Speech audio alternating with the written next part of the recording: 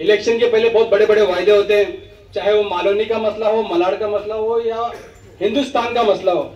हर नेता इलेक्शन के पहले जो बोलना है बोल देगा, मैं ये बना दूंगा, वो बना दूंगा।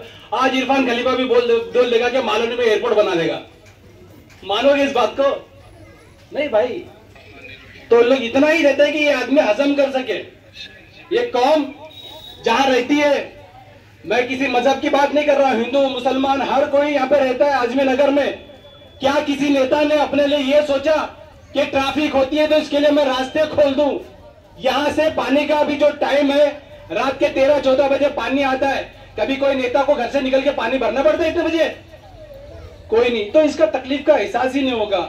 नेता बनते हो तो जनता का काम करो, अगर नहीं कर सकते तो घर में बैठो। अच्छा, वो बैठेंगे कैसे भाई? उनकी दुकान बंद हो जाएगी, उनकी जो दुकान चालू है वो बंद हो जाएगी। उनको बिठाने का काम आपको और हमको मिलके करना है।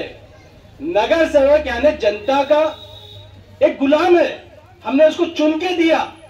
नगर सेवक, सेवक किसको बोलते हैं? जो सेवा करता हो। आप देख रहे हो बड़े बड़े बंगलों में एक रहता है, अपने सेवक को बुलाओ भाई खाना लगा दे। हमने क्या कर दिया? सेवक को यहां बिठा दिया।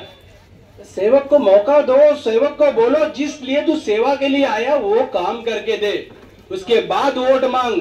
लेकिन हम उस वक्त भूल जाते हैं भाई। आज चिंटू भाई को आप ही के बीच से वार्ड में पोस्ट से नवाजा जा रहा है यूथ की, और हमारी बेसिक बॉडी भी यहाँ पे है।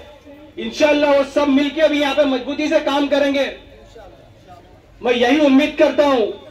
और कुछ बातें मैं रखना चाहता हूं। हमारे साथ कुछ मजलिस के लोग जो आप ही के एरिया से जुड़े थे, मैं माशूक भाई को, मलंग भाई को और उनकी टीम को सैल्यूट करता हूं कि हर वक्त वो हमारे साथ में खड़े रहे, कंधे से कंधा लगा के खड़े रहे। इसी में मजलिस का कहीं ना कहीं ताकत बढ़ती है। और कुछ लोग ऐसे हैं, मजलिस का प्लेटफॉर्म ऐसा है, आज से गुलाम भाई 1 महीने पहले या 1.5 महीने पहले मजलिस में नहीं थे, मजलिस में आए, मजलिस ने उनको इज्जत दी, उनको अपने कंधे पे बिठा के उनको मतलब एक हौसला अफजाई का मतलब रास्ता दे दिया कि मजलिस का मतलब यह नहीं कि आओ और उधर ही रहो, गेट के बाहर रहो। बाकी पार्टी में यही होता है खाला कि लोग जुड़ते हैं और बाहर ही रहते हैं, अपने लोगों को कोई आगे आने नहीं देता।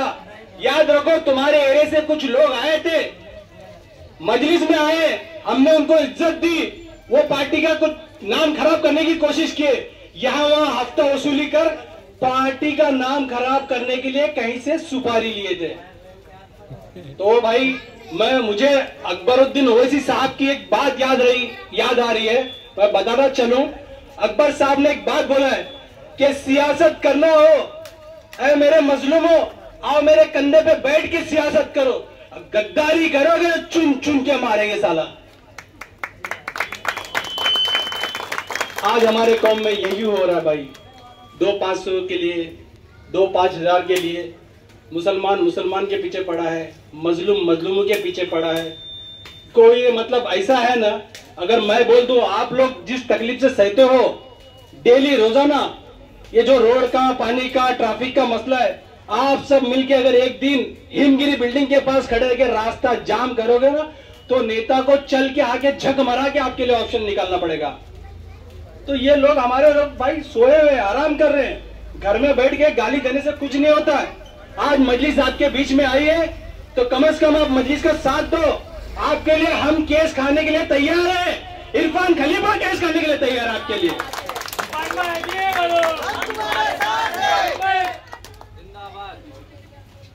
तो भाई देखो, अभी मलाड में यूथ प्रेसिडेंट का कमाल संभाले हुए हमारे गुलाम भाई माशाल्लाह बहुत अच्छा काम कर रहे हैं। अंबुजवाड़ी से हमको 1-2 दिन पहले कॉल आया था, हमारे एक कार्यकर्ता है अरशद भाई का, जहाँ की ऐसी खस्ते हालत है, ये तो माशाल्लाह मैं उसके मुकाबले बोलूं तो 50% से भी अच्छा एरिया है, वहाँ वो हालत है। लेकिन वहाँ के वोट चाहिए नेता को, लेकिन वहाँ का काम करने का टाइम भी नहीं, सोचते भी नहीं होंगे कि कैसे जिंदगी जी रहे। अल्लाह रहम करे। मैं अपने घर में सुकून से सो रहा हूँ और मेरा एक भाई कीचड़ में चलते हुए जा रहा है। कहाँ रह रहा है भाई? कौन से देहात में रहता है क्या वो? अंबुजवाड़ी, आजमी नगर भी एक मलाड का हिस्सा है, एक विधानसभा क्षेत्र का हिस्सा है, एक MP क्षेत्र का हिस्सा है। तो जब वहां से कॉल आया तो मालोनी में MIM सबसे पहले पहुंची और सिर्फ फोटो फाटो करके काम चली नहीं गई, नारियल फोड़ के नहीं चले गए। चाहते तो हम नारियल ने बहुत बड़ा एक फल तोड़ के चले जाते, मतलब हमारे पास फल तोड़ने के लिए टाइम नहीं है, हम काम करके लोगों को दिल जीतने के लिए आए इधर। तो दूसरे ही दिन अंबुजवाड़ी में आप जाके देख सकते हो, एक 2 वार्ड का ऐसी हालत थी जहां पे पूरा कीचड़ से भरा हुआ था। गटर का पानी रोड पे है या रोड का पानी गटर में है या घरों में है, कुछ समझ में नहीं आ रहा था। आज वहां पे काम हुआ अल्हम्दुलिल्लाह, और वहां के लोग दुआओं से नवाज रहे हैं। तो मैं चाहता हूं कि खिदमत का मौका दो। MIM कुल हिंद मजलिस इत्तेहादुल मुस्लिमीन, ये बैरिस्टर असदुद्दीन ओवैसी साहब की पार्टी है, ये इरफान खलीफा या यहाँ बैठे किसी की पार्टी नहीं है। हम उनको साथ दे रहे हैं, हम उनकी ताकत को बढ़ा रहे हैं। आप अगर चिंटू भाई की ताकत को बढ़ा दे तो कहीं ना कहीं आप बैरिस्टर असदुद्दीन ओवैसी साहब की ताकत को बढ़ा रहे हो। तो आपको भी फक्र होगा। अकबर साहब जब आएंगे इंशाल्लाह इस इलेक्शन में मैं अकबरुद्दीन ओवैसी साहब को लेके आऊंगा इस सरजमी मालोनी में इंशाल्लाह, क्योंकि असद साहब को भी बहुत जद्दोजहद करके लाना पड़ा, क्योंकि यहाँ के कुछ अनदर पार्टी जो दूसरे पार्टी है वो बदनाम करके रखे थे कि मजलिस बिकी हुई है, असद साहब आ नहीं सकते, अकबर साहब आ नहीं सकते, हमने उनको खरीद लिया, ये कर लिया वो कर लिया। अरे भाई, उनके जो दौलत अल्लाह ने जो उनको शोहरत और इज्जत बची है ना, उनके तुम्हारे नाखून के बराबर भी तुम्हारे पास नहीं है।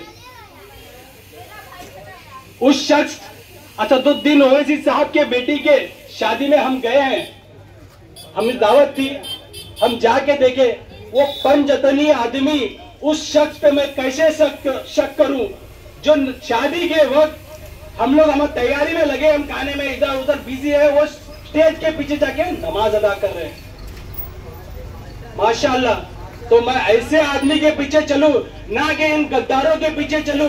देख रहे थे 2.5 साल पहले जिसने सियासत में CM बन के मुसलमानों के वोट लेके मुसलमानों के हक में बस टेम्पोररी बोल दिया, आज वही मुसलमानों के खिलाफ जहर उगलने पे लगा है। तो भाई कहीं ना कहीं जो पार्टी आपके लिए बोलती है उसके लिए खड़े हो। ये पार्टी मेरी नहीं है, गुलाम भाई की नहीं है, चिंटू भाई की नहीं है, ये हर किसी मजलूम की पार्टी है। तो यहीं पे मैं अपने 2 बात खत्म करता हूं।